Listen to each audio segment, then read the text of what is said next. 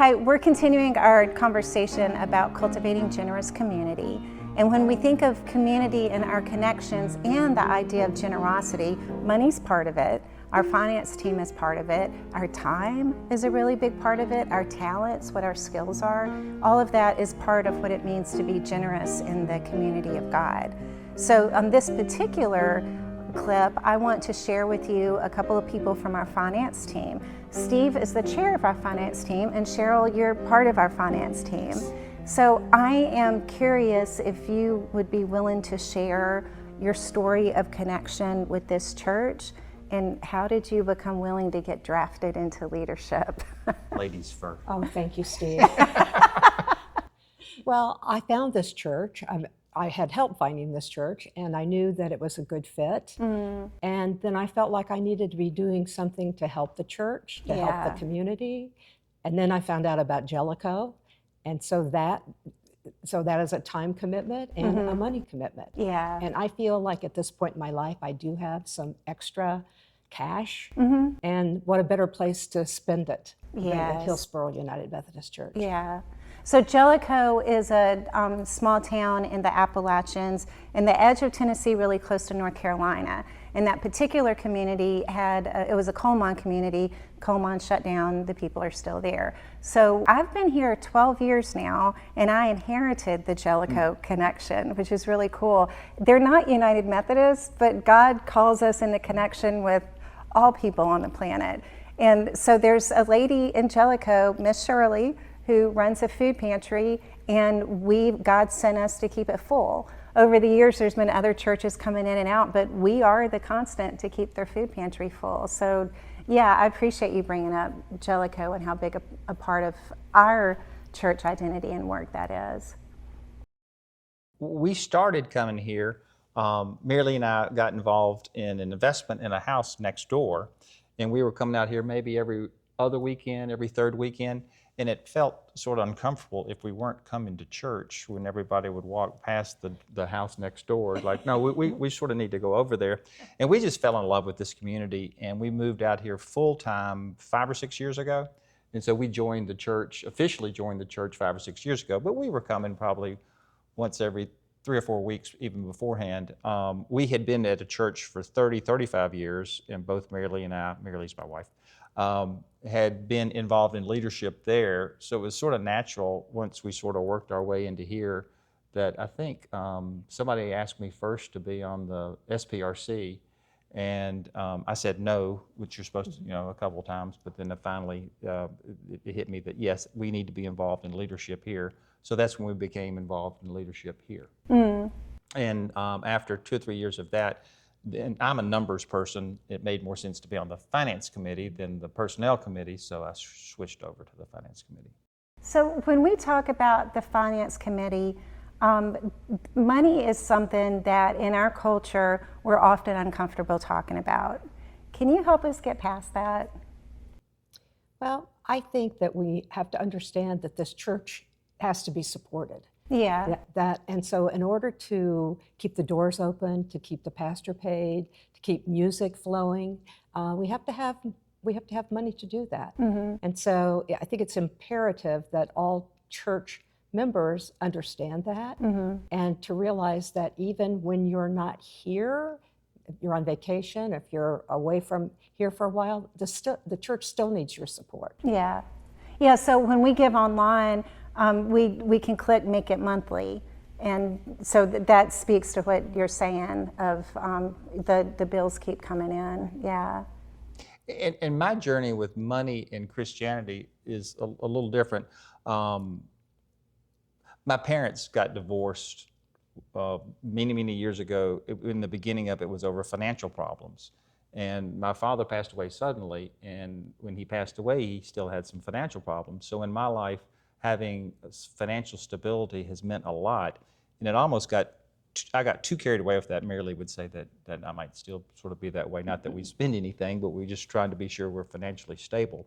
But at one point, maybe 20 years ago, I started wrestling with how does my Christian faith and financial stability play together. And Mary Lee said that she knew I was really happy if I was reading a book on Jesus and money. So I've read tons of books. But I really think your faith, it's one place where you can demonstrate your faith. And I do think money has this ability to draw your interest at a greater level than other things. And the only way to begin to resolve that is to give your money away. Yeah. And so I think there's a component of your spiritual health in your giving than just, I'm trying to keep this one not-for-profit being a church going as opposed to this not-for-profit. If that makes any sense. Yeah. So. Yeah, I think of the way that God taught the Israelites in the wilderness when they were literally relying on God for their food every morning, and God would send manna. But if they hoarded it, it would rot.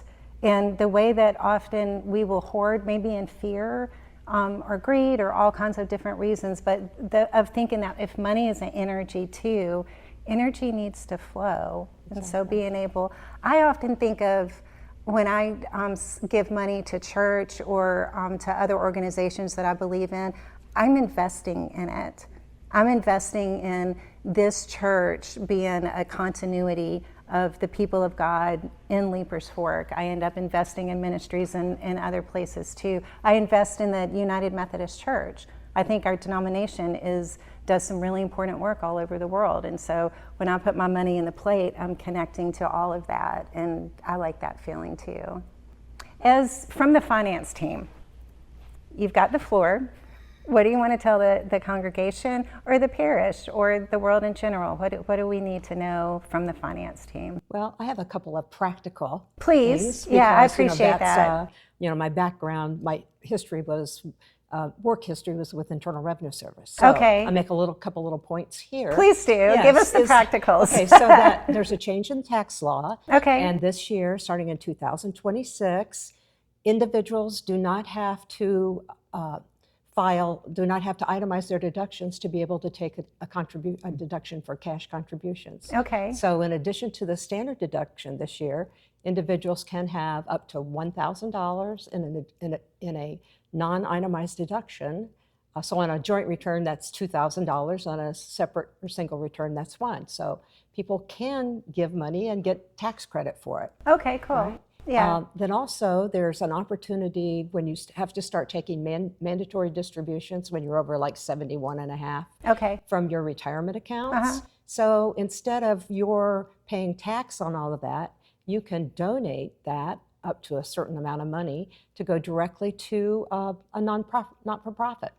Okay. So, and I know we have some people in our church who do that. Yeah. But a lot of people probably don't know that they can, and they're probably paying 100% tax on their retirement.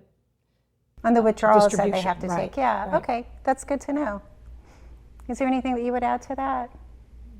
On the day-to-day level, that's wonderful. I think we would be remiss if we didn't say on the finances of the church. Yeah, From yeah. the finance committee. Yeah. We made the commitment a year ago to hire Marcus, and he has done a fantastic job. Part of what he's going to do is help attract, I think, some younger families with the youth coming in and just an outreach in general. Through that, we have also created some extra expenses, and we are running behind. We hope to get more people, and we hope the people that are here get even more motivated to give more to the church. Yeah. We're running a $100,000 deficit. Yeah. So we need for that to be made up, and we trust the Lord's going to do it, but from a finance committee standpoint, if I didn't say that, I think we'd be in trouble. God needs some help. Yes, yes. Yeah, and I appreciate that. And so we're doing a series and talking to all church leaders, but in each of our leadership areas, there's certain things that, like, hang on, if I have the microphone, I need to share this. So I really appreciate that. I also appreciate that our church is debt-free. Yes, yes. And so we're not don't be in a nervous that panic. the doors Yeah. are closing tomorrow because we're sitting on Yeah. $150,000 in cash, Yeah. which is great, but if you can do the math, if I just said $100,000 deficit, Exactly. that It's not runs going to out last in forever. 18 months. So Yeah. we need those numbers to start getting closer. Yes, absolutely. I also think it's in the Psalms where it says that God owns the cattle on 1,000 hills, the wealth in every mine. And the idea that we serve an abundant God, So God will bring the resources we need, but we each get to be vessels of bringing that. Like, remember the story of the kiddo that brought his lunch to whenever Jesus was given a sermon on the field, and everybody got hungry, and there was just one kid who had brought anything. Maybe there was a whole bunch of people, and he was the only one willing to share. I think that's probably more likely. Yeah. But when he said, "Hey, this is all I've got is 2 loaves and a couple of fish," and then it feeds everybody. So it's not like, one hero comes and saves the whole budget or whatever. It's like we all bring our pieces, and God is the great multiplier. And I love that about the way that the kingdom works. And I think sometimes, I saw this at our previous church, the finances of a church help shape the church's direction. I think people become motivated, and more people may be drawn to come in here. It helps us channel our energies. Yeah. So. Yeah, I was sharing with y'all earlier, when I started actually putting tithing or giving to the church into my budget years ago, I became, and this is before I was a clergy, I became more invested in the leadership of the church. And I wanted to do stuff, and I cared about things more, because all of a sudden that's something that I'm investing in. I'm part of that organization. And so sometimes we don't have cash to invest, we have time to invest, and sometimes we have less time and more cash, and then, life ends up dealing the cards all kinds of different ways, but we all have something, to be generous with. And I think that this is, I find it to be a beautiful place to invest in. Oh, it's wonderful. I agree. And the thing with the finance committee that I think we're wrestling with is, we do the accounting of the numbers. Here's where the income's coming in, here's where the expenses are going out. The motivation or the communication of what happens next is the whole church. Yes. It's not just the finance committee. Yes. So we're hoping ways, at least I think so, that we all think through how can we give intentionally. When we're here on Sunday, sometimes the plate comes by and it's, well, I got $5 in my wallet. Yeah. Here's the $5, which is wonderful. Yeah. If it's $5, let's do that. But to think through at home, as a family, how much do we want to give in general to all charities, and then how much do we want to give to the church specifically of that giving, is something that I think we're all going to try to communicate effectively, so we'll be more energized to do that. Yeah, I read somewhere that Jesus talks more about money than he does about prayer. That's pretty wild to acknowledge what a big part of our spiritual life our resources are, and to be comfortable with that. That it is part of our spiritual journey. Because our spiritual journey is a holistic journey. So yeah. Thank y'all for being here, and thank y'all for listening. I think it's important that church leadership isn't a mystery, but it's something that we talk about and we share about. And if you have any questions, please reach out. If you're willing to be part of these videos, then come on in. Or if you want to be on the finance committee. You're taking people, right? Right. All right, thank you guys. I appreciate what y'all do. Thank you.